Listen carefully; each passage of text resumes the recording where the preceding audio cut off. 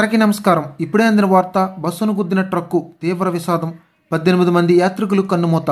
ఈ వివరాలన్నీ ఇప్పుడు మనం పూర్తిగా తెలుసుకుందాం. అంతకంటే ముందు ఈ ఛానల్ని సబ్స్క్రైబ్ చేసుకొని లైక్ చేయండి.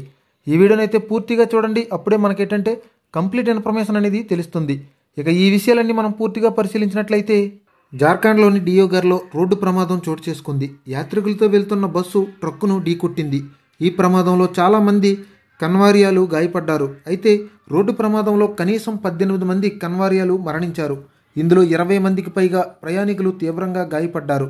మోహన్పూర్ పోలీస్ స్టేషన్ పరిధిలో ఉన్నటువంటి జమునియా అడవి సమీపంలో కన్వారియాలతో వెళ్తున్నటువంటి బస్సు గ్యాస్ సిలిండర్లతో వెళ్తున్న వాహనాన్ని ఢీకొట్టడంతో తెల్లవారుజామున 4:30 గంటల ప్రాంతంలో ఈ ప్రమాదం జరిగిందని పోలీసు అధికారి తెలిపారు.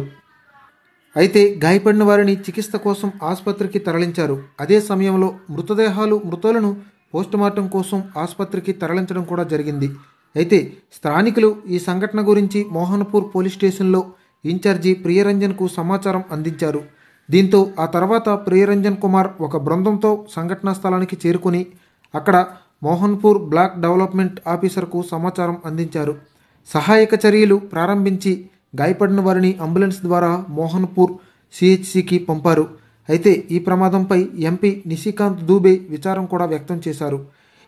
నా లోక్సభ నియోజకవర్గమైన దేవగర్లో శ్రావణ మాసంలో కన్వర్ యాత్ర సందర్భంగా బస్సు ట్రక్కు ఢీకొన్న ప్రమాదంలో 18 మంది భక్తులు మరణించారని ఆయన అన్నారు.